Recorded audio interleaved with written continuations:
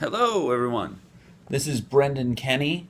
I'm giving a recap of the Seventh Circuit eDiscovery Pilot Program meeting today. I'm on the outreach committee for the Seventh Circuit eDiscovery Pilot Program for the Eighth Circuit, which, if you're not in the Eighth Circuit, covers Minnesota. Let's see what else. I have a map. Minnesota, North Dakota, South Dakota, Nebraska, Iowa, Missouri, and Arkansas.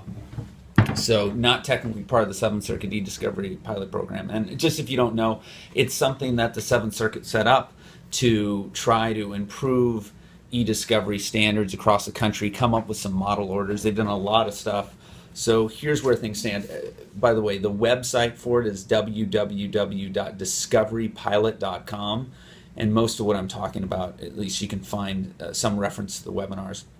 It's presided over by Chief Judge Castillo, and Judge Jan Nolan's still involved, even though she's retired, very involved. So there's a lot that she's doing to continue her interest and work in eDiscovery. One of the things that the judges are doing is working with state court judges in Illinois and some other places too, to help them come up with model orders that are better.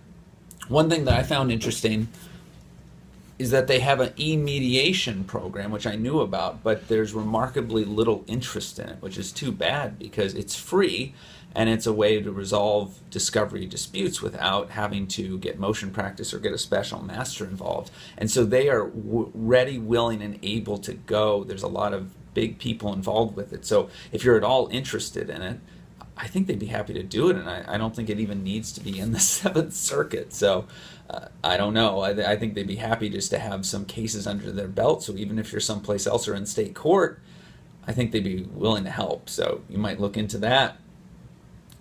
And they've been around for 2 years. They're all trained. They've got a system. They've got a plan. It's just that they're not as much knowledge, I suppose, about it going on, and people aren't even thinking that far right now, which is a shame. The other thing is Judge Jan Nolan is speaking at so the eDiscovery certification group that I'm forgetting the name of, and the name of the talk or the panel is going to be the other 85%, and it's going to be talking about smaller cases, and that'll be coming up. And also, this is a big deal. I think it's October 12th. There is going to be a webinar. You can find the information on it at the Discovery Pilot Program site on e-mediation. Laura Grossman and John Burkett, I believe, are going to be involved. I might actually be mixing that up, sorry.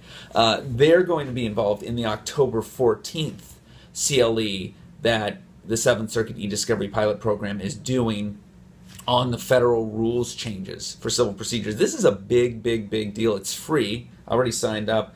Laura Grossman's going to be there, a number of others, judges.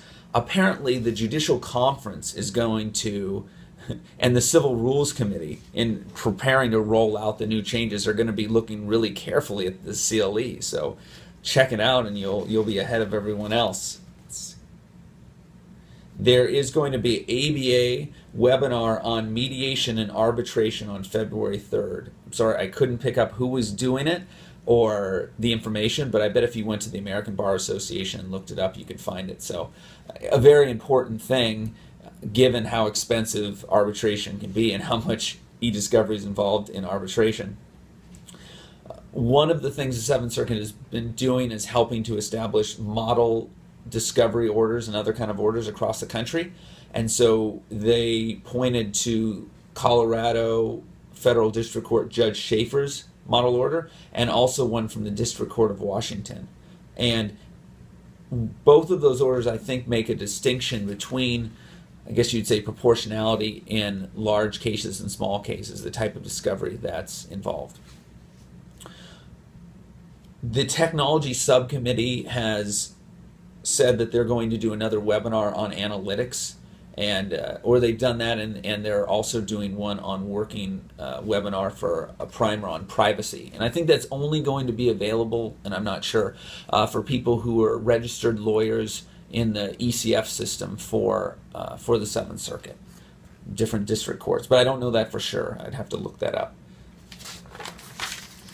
there is a survey. This is interesting. This is going to be a great data point. There's a survey they're doing for the trial bar members of the Seventh Circuit, and there's 13,000 people, and that's through, I think, ECF, and they're going to see what interests people have there in e-discovery, what they do, and what they would like in terms of seminars. And there is going to be a 1-hour live webinar on technology-assisted review with Laura Grossman and others in 2016. We don't know the details yet. And I don't know the details on this, but I found it amusing. There's a webinar that I think is down from the eDiscovery pilot program site, but it's going to be a backup about how to talk to your client about eDiscovery. And I know that some judge, in response to a discovery dispute, ordered the litigant or the lawyer to watch it, I think, with his client. And I think at that time it wasn't available, but it will be available again, even though it's a few years old. And the criminal law committee is working on some resources to deal with the special needs of the criminal law bar and small cases. And there looks like there's going to be some in-person CLEs at the Chicago Courthouse, Cook County Courthouse, that might include state court changes in Illinois and civil procedure to involve more people. And there may be a small case committee or a proportionality committee to deal with the concerns and needs of litigants in small cases in federal court. And the next meeting is going to be January 19th.